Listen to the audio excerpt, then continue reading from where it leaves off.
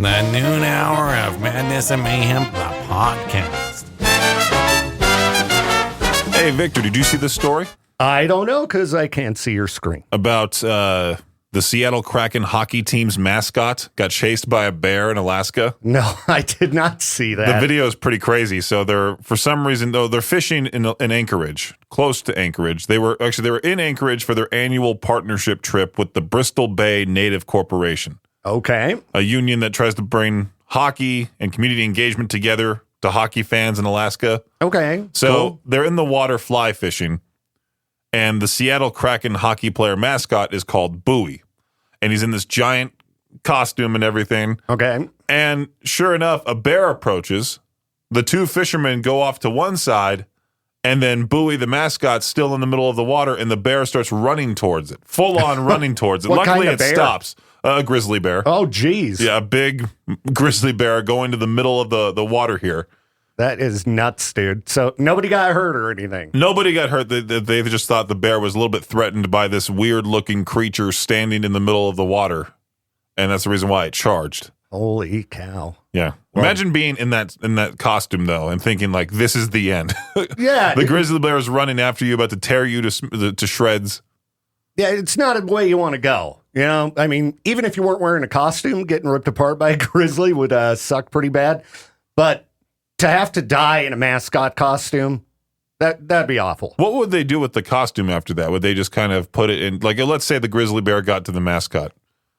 Would they just put him in, like, this little glass case to commemorate a fallen soldier type of thing? I would hope so. Like, yeah, this was our mascot that was killed by a grizzly bear?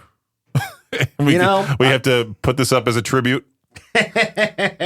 I would think it needs to be on display permanently. Yes, in honor. You know, it'd be ripped to shreds, but you know, it'd be something for people to go pay their respects to the Kraken. But also, like, are they ever going to have that mascot in the water again? Are they ever going to put those hockey players in the middle of the water again? Ooh, probably not. I have a feeling it's gonna change. You know, their procedures moving forward. Because why would they also, like, a lot of these leagues now are for some reason going international. They're going to these crappy fields, crappy rinks out in the middle of, I don't know, let's say a place like Mexico or somewhere like also over in Europe too. There's got to be a good paycheck. There has to be a whole lot of money the NFL is getting. Yeah, because for sure. There's no way that anybody, as a football fan, I would never wake up at 6 a.m. to watch an NFL game over in Germany. No. A lot of people who watch soccer, I mean, first of all, soccer, in my opinion, is one of the worst sports out there. Why? But also, like, it's not much different than the rest of them. Why is soccer not? Yeah. It's full of a bunch of just, like, you know, I don't even want to get into it because it's not that great of a sport. The score can end 0-0 after 90 minutes of watching the game. That does sound pretty boring. Yeah, and also they're flopping everywhere. There's red cards. I just don't find it at all entertaining. You just watch a ball get kicked around the field. Yeah, I don't find many sports entertaining. So hockey, I think you'd like because there's a lot of fights. There's a lot of teeth getting.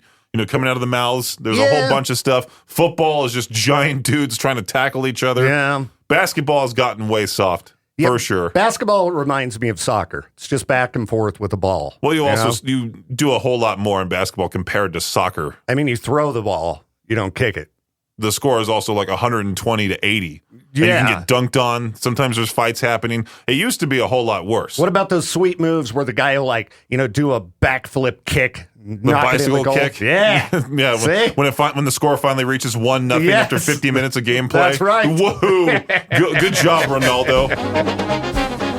We might have a little cue the outrage, but I feel like it's almost rightfully so from what I've seen online so far. Okay, what you got? The Idaho Falls Downtown Development Corporation, the IFDDC, is introducing a new paid on-street parking system with the Business Improvement District transitioning from the current 2-hour free parking. What? So you'll have to pay You'll always downtown. have to pay? The new system managed through the Park Smarter app will be rolled out in 2 phases, with the first phase beginning in October of this year. Barring unforeseen circumstances, the initiative aims to improve parking availability and turnover for customers, ensuring a more vibrant and accessible downtown. I'm assuming that phase, let's see here. There's so much information here. Well, I think we all know that trying to park downtown sucks.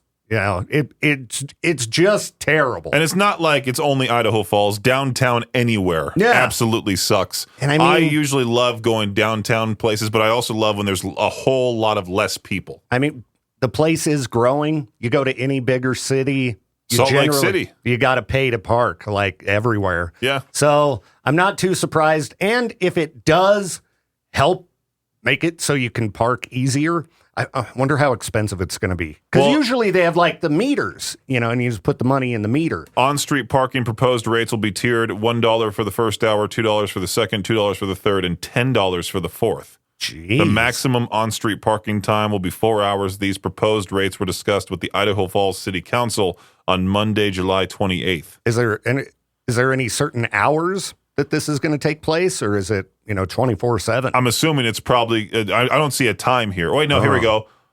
Beginning in October, on-street paid parking will be enforced Monday through Friday from 8 a.m. to 6 p.m. Parking will remain free on evenings, weekends, and federal holidays. Oh, yeah. I mean, I guess when I've had to go downtown during the day, I get very aggravated, but it's just as bad on the weekends and in the evenings. Well, there's still that free lot behind the library.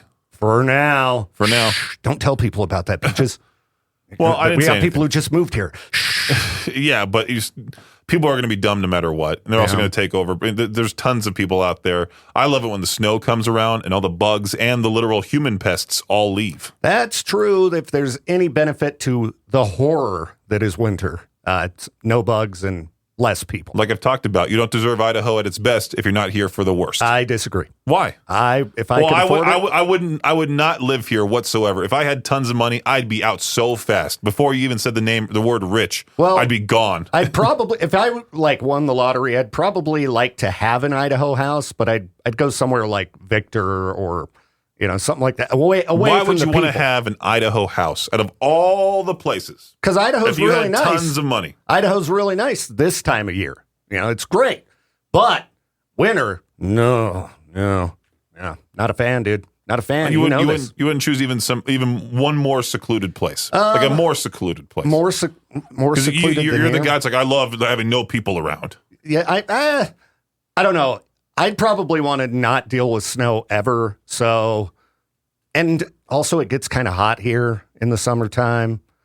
I'd probably go like Oregon coast for the summer months, the nicer months, and then Arizona for the winter, like every other old person. Not Florida though. No way. Not like Vegas. No. Southern California. Too many people. Too many people. Nah, there's a lot of area of California that you. What, you want me to move out to the Salton Sea? I mean, you can move to Big Bear Lake. I don't know. I like Oregon better than California. You've never really explored California. I've seen all of California. Like I've driven from the top to the bottom. Yeah. You've never really stayed there. You've just driven through. No, I've stayed in Big Sur. I've stayed in Monterey. I've stayed in, what's the name of that town? Depot Bay. I've stayed in L.A. I've stayed in San Diego. San Diego's fantastic. It's great, and it's nice there year-round, but... That ideally is where I would go. Carlsbad, right there. Yeah, too many people. Laguna Beach, maybe. There's too many people there, too. Yeah, and it's pretty good. I'd much rather be in San Diego than L.A. Oh, yeah, 100%. For sure. I don't know who wants to actively move to L.A. I'm moving there, Peaches. You're giving it all away. This was supposed to be my secret. But I got a new radio job. Bye, everybody. I'm shocked, Victor. You didn't talk about this yesterday on your show. Yeah, I thought about talking about it, but it just, to me, it was a very disturbing story. Because of the way they put it, Yeah, I can only imagine just someone with a Danish accent saying, thank you for your donation, and then they just put down your pet and give it to the predator at the zoo. Yeah, Denmark Zoo wants the public to donate their pets so they can feed them to the zoo's predators. And they're like, so if you have any unwanted pets... Like guinea pigs, rabbits, and chickens is what they're mostly looking for. Also, if you have a horse, you can also bring that too. Yeah, they did say they would accept horses.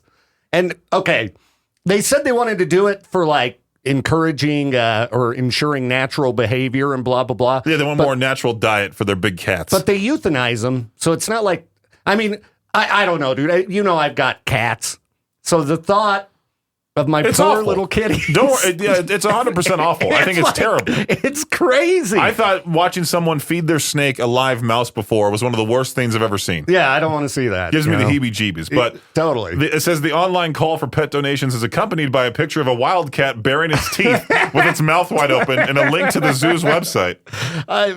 They've got to be getting a lot of backlash for this, right? Yeah, there was a lot of angry reacts and shocked reactions on Facebook for sure. I'm sure. I don't know how the people of Denmark are, especially in Copenhagen. I thought that Denmark was like the happiest place on earth. Can we get blah, blah, blah. Michael Polson of Volbeat on the phone? Yeah, no kidding. What is going on in your country, Michael? What is going on with the zoo? Can you imagine if the Idaho Falls Zoo was like, oh. Well, that's what I said. I'm like, imagine that. Like, imagine I made that joke yesterday talking about how we accept donations from time to time for the at the Idaho Falls Farmers Market, and I was going to tell Jade, be like, hey, why don't we just donate to the Denmark Zoo? Oh, jeez. As people bring their pets. And I've talked to people who have chickens, and they say their chickens have a real personality. Like they love their chickens. Yeah, animals are cool. This is why anytime somebody just ditches a pet somewhere, they go drop it off somewhere. It makes me so mad. It makes me so angry. That's disgusting behavior. Yeah. I would say that's almost worse than doing this.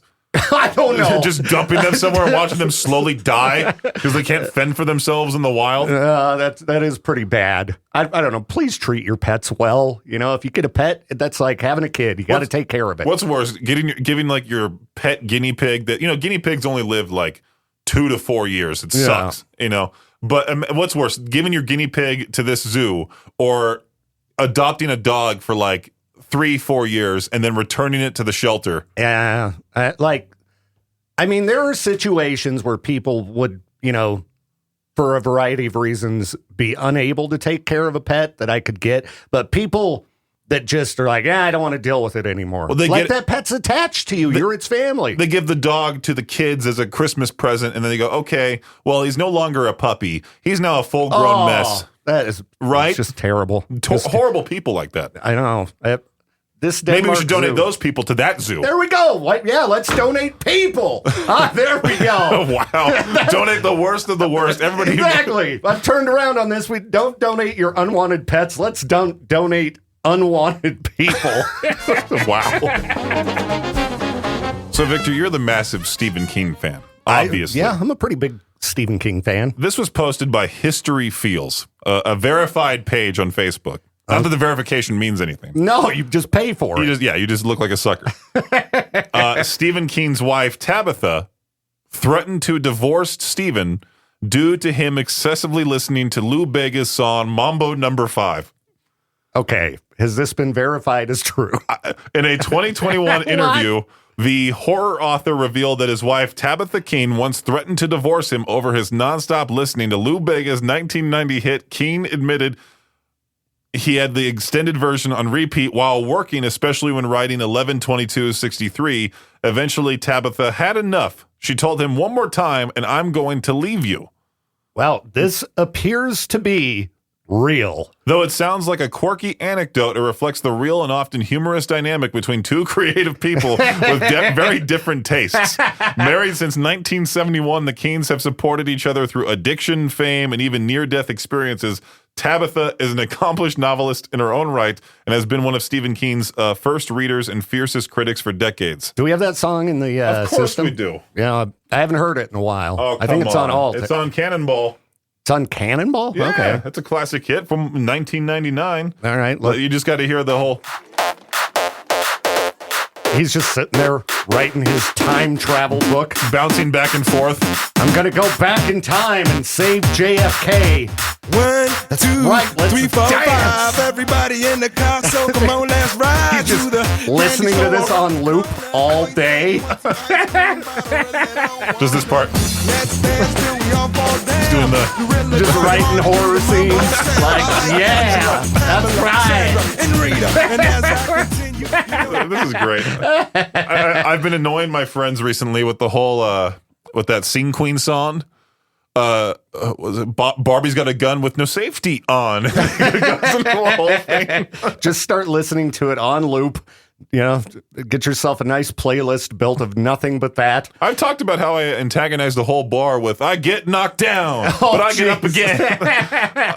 There was a whole article. Wait a minute, was this the guy admits to antagonizing bar? Yeah, I talked about this morning. With the boys are back in town. Yeah, that one. Okay, so that was a real story. Yeah, so I played "The Boys Are Back in Town," and then I talked about what it would be like if I just played it over and over on K-Bear. And gave some tips on, if you get to the right bar that has the right kind of jukebox, you can be a real terrorist in the bar. Like the old school jukeboxes where you just pay for a song and nobody can jump ahead of yours or anything like that. The bartender can't just shut the song off. Pink Floyd Echoes, man. That you put that on like 3 times because it's over 20 minutes long. So it's just an hour of like slow instrumental Pink Floyd. Somebody did the same thing like 10 years ago. Is that the one? Is that the article that popped back up? I don't know. It just showed up somewhere today, so I was like, all right, I'll talk about it. There was a Vice article from 2015 for "I played The Boys Are Back in Town" on a bar jukebox, and ruined the whole night for a lot of people. And then for some reason, a video from YouTube pops up from Bill Burr's podcast. Bill Burr destroys Thin Lizzy's "The Boys Are Back in Town." Oh, I think I've heard that before. Is it? It's not appropriate for air. Of course not. I wasn't going to click on it. but it's funny. My favorite thing about that song is that, of course, the first lyric, "Guess who just got back today?" I wonder. The boys. Yeah, the boys. The noon hour of Madness and Mayhem is a production of Riverbend Media Group. For more information or to contact the show, visit riverbendmediagroup.com.